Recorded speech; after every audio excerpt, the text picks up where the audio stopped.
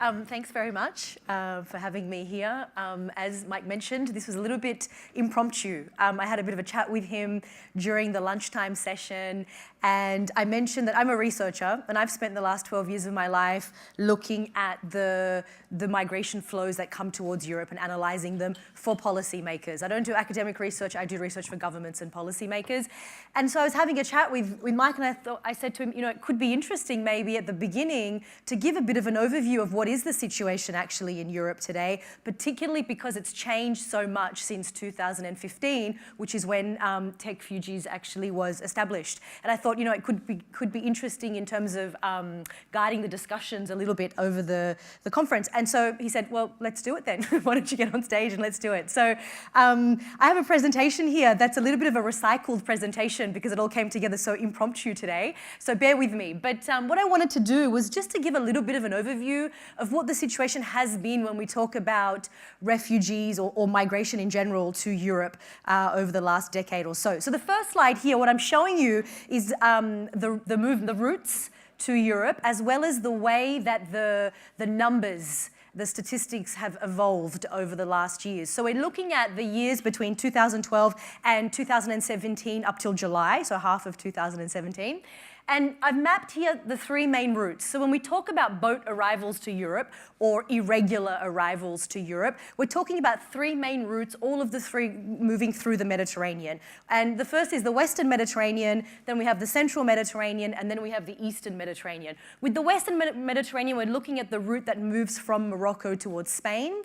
With the Central Mediterranean, we're looking at the movement from North Africa, typically Libya, but sometimes Egypt and other parts of North Africa, towards Italy and sometimes Malta, but predominantly Italy.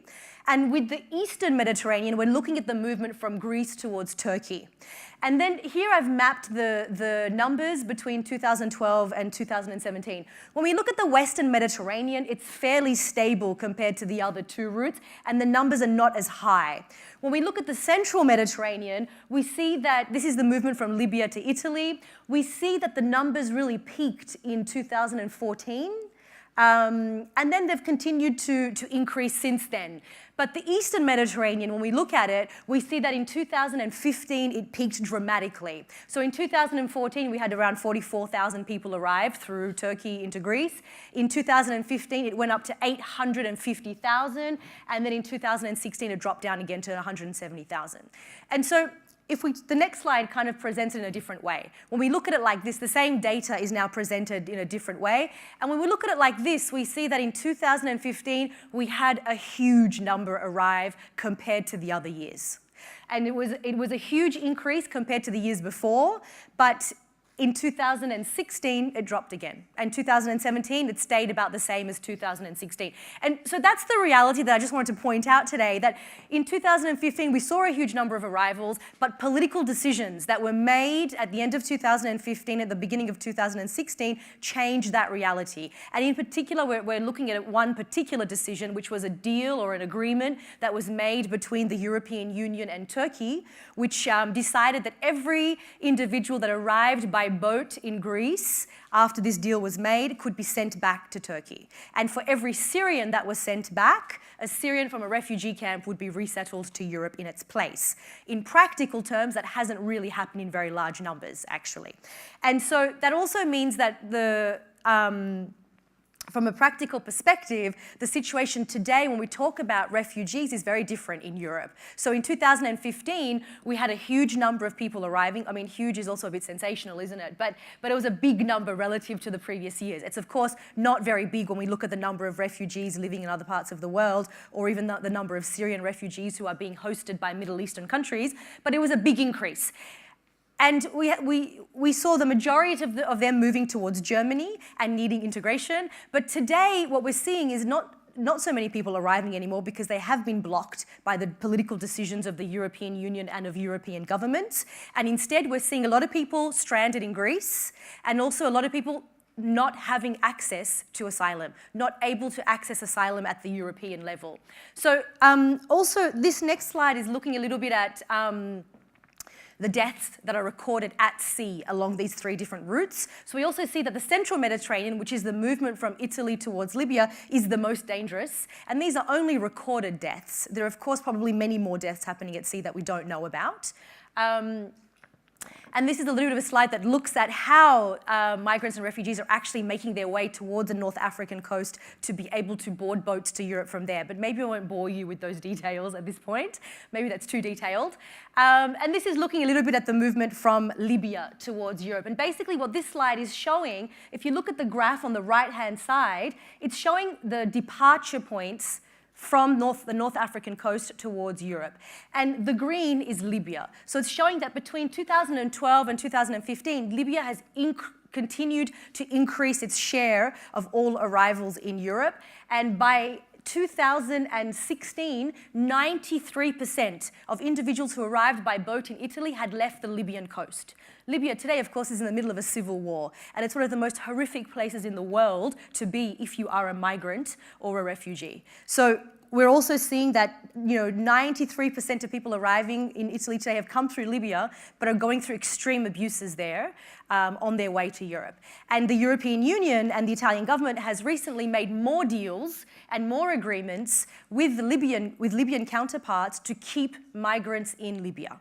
And that's something I think that it's important for us to bear in mind as well, that at the political level, there are a lot of decisions being made that's really barring people from being able to access asylum at the European level, and that this is maybe something that tech can also help to influence.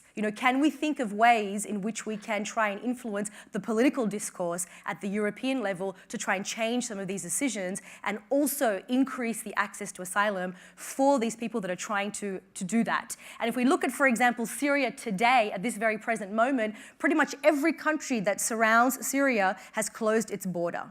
Europe has also closed its border to Syrians trying to arrive. So if you are a Syrian trying to leave the country today, it's very difficult to get out and find a safe place to live in.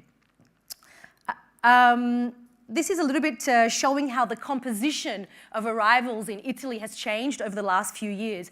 And it basically is mapping the country of origin, charting the country of origin of the arrivals in Italy by boat between 2013 and 2016. Some notable things that we can look at here. If we look at Syrians, 2013, Syrians were the first country of origin arriving in Italy. By 2014, they were also number 1. By 2015, they dropped down to number 7. And by 2016, they're not even in the top 10 anymore. And part of this is because Syrians had rerouted to the Greece-Turkey, the Eastern Mediterranean route by 2015. And they did that because Libya became so dangerous in 2014. But it's also an indication of the lack of access to asylum for these communities today. This is just charting a bit the cost, the kind of money you're paying a smuggler as a migrant or an asylum seeker trying to reach Europe. So obviously, naturally, the bigger the circle, the more expensive the price. But it's kind of just showing how expensive it is actually to be able to find your way to a safe haven. So that's basically all I wanted to go through today. But I think the main point that I wanted to make is that in 2015, we saw a lot of people arriving and integration was key. And I think that's still a major issue today. But we're not seeing new arrivals today because of political decisions at the European level. And that's something I think to bear in mind, because that changes what we may want to do to impact the situation of refugees in Europe today. But I hope that we can also think of ways to try and influence the decisions that are being made at a political level, as well as working at the grassroots level. So thank you very much.